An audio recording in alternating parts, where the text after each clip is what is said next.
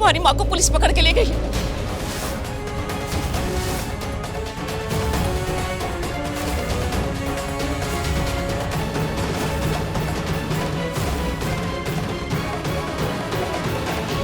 क्या? कैसे? किस जुर्म में लेके गई है? कहाँ? मतलब बताइए ना कुछ। यही तो मैं पूछने आई हूँ, यही मैं इन वट्टे लोगों से पूछने आई हूँ कि इनकी माँ ने ऐसा क्या कसूर किया, क्या गुनाह किया है जो उनको पुलिस पकड़ कर ले गई। और ये है वट्टेकर की वड्डी बहू जो पुलिस को अपने साथ लेकर आई थी हमारे घर।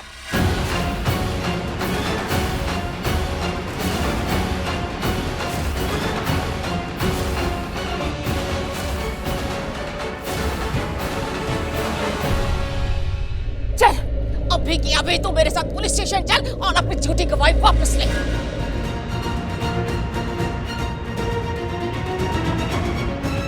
ऐसी मीठे वाली आंखों से क्या तोड़ रही है? मेरे हाथों जाया हो जाएगी। चल। क्या बदतमीजी, हाथ छोड़। जानकी आंटी एक मिनट।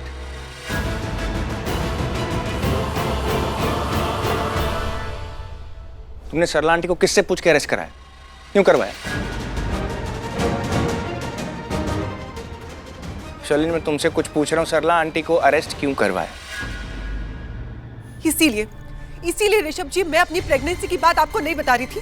अब जब देखो तब दूसरों पे भरोसा करते हो, उन पे विश्वास करते हो, मेरे बारे में कभी अच्छा सोचते ही नहीं। शर्लिन, अगर मुझे जज करने से पहले तुम अपनी हरकतों की तरफ जरा भी ध्यान देती ना, तो आज ये नौबत भी ना आती।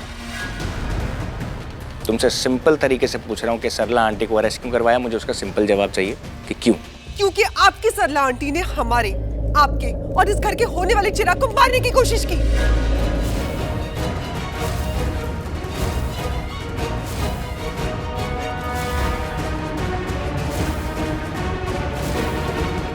आप लोगों ने सही सुना, सरला आंटी जो लड्डू लेकर आए थे उसमें जहर था।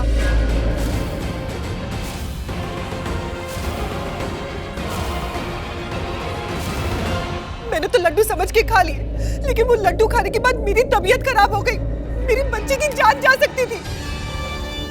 मैंने आप लोगों को कहा था कि मेरी तबीयत खराब होनी, लेकिन आप लोगों ने मेरी बात नहीं मानी। आप लोगों को सरला आंटी पे ज्यादा विश्वास है, मैं इस घर की बहू, लेकिन मेरा विश्वास किसी ने नहीं किया। आप लोग कहते हो कि आप लोग मुझसे प्यार करते हो, मुसीबत में मेरा साथ दोगे, लेकिन किसी ने भी मेरा साथ नहीं दिया। मेरे पति ने मेरा साथ नहीं दिया। दादी, आपने भी कह दिया कि वो सरला आंटी लड्डू में जहर क्यों मिलाएंगी। बिल्कुल सही कहा दादी ने, मेरी माँ कभी भी ऐसा नहीं कर सकती, समझी? और डॉक्टर ने भी यही बात बोली थी ना कि तुम्हारी बॉडी में जहर फैला है, लेकिन लड्डुओं की वजह से फैला है, ये कंफर्म नहीं हुआ। करण, प्रीता ने लड्डू खाए थे, तभी उसकी बॉडी में जहर था और इसलिए उसकी थोड़ी सी तबीयत खराब हुई। अरे वो तो नॉर्मली खराब है, लड्डुओं की वजह से थोड़ी ना हुई है। करण, तुम सरला आंटी पे बेकार में इल्जाम लगा रही हो।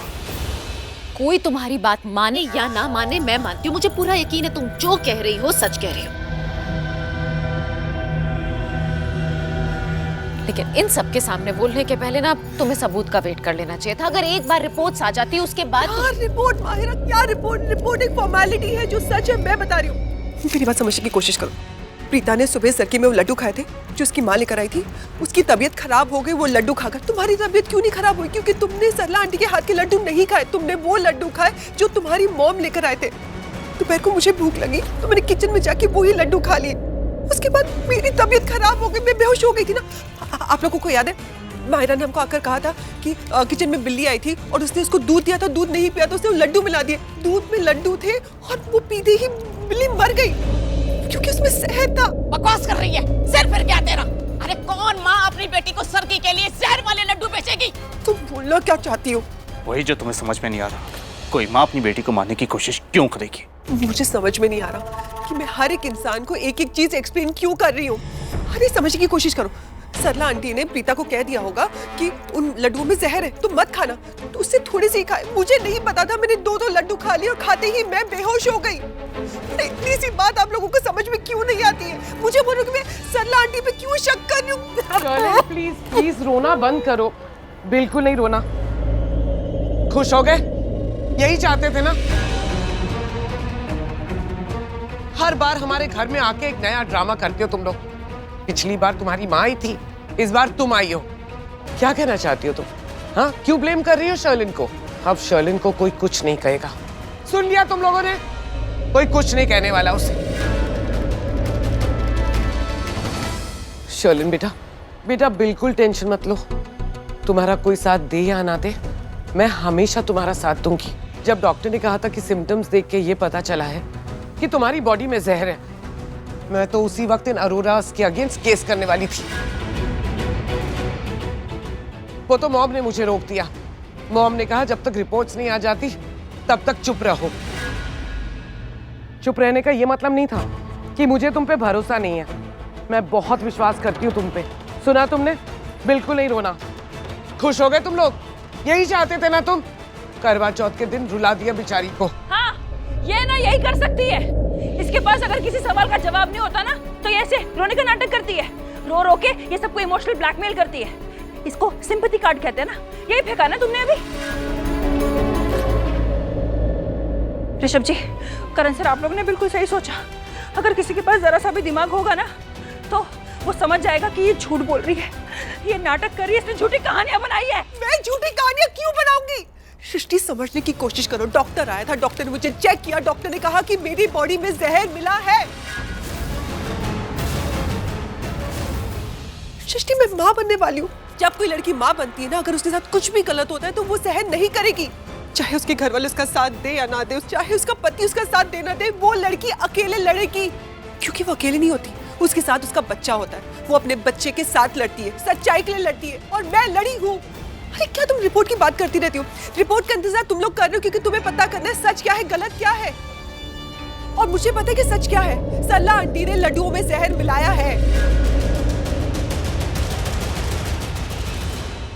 और मैंने आप लोगों को बिना बताए गलत इंसान को सजा दिला दी। मुझे इस बात का कोई अफसोस नहीं है। अरे अफसोस तुझ जैसी लड़की को होगा भी कैसे? इसी से कोई अफसोस नहीं है। ये तेरा प्लान था ना, पूरी प्लानिंग के साथ तूने मेरी मम्मा को अरेस्ट करवाया है।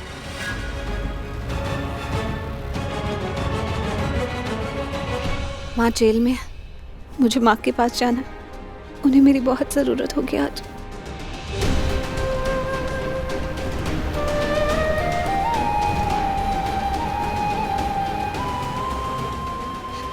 तुम्हारी माँ को पुलिस पकड़ के ले गई है। ये है वड्डेकर की वड्डी बहू जो पुलिस को अपने साथ लेकर आई थी हमारे घर। सरला आंटी जो लड्डू लेकर आए थे उसमें जहर था।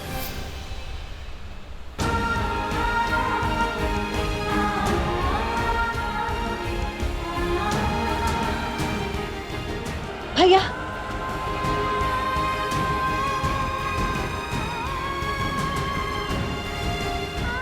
पुलिस स्टेशन चलिए।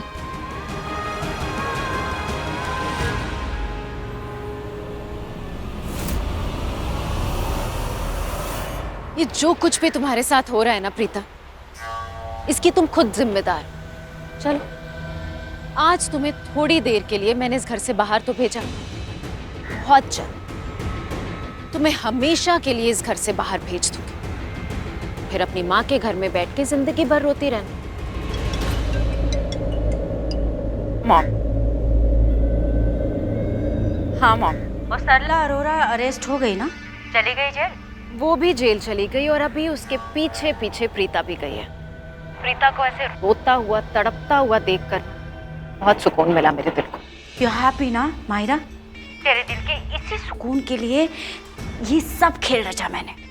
बस अब इस खेल का एक आखिरी स्टेप लेना है। आखिरी दाव बाकी है। देखते जाओ Myra. Revenge. You just wait and watch.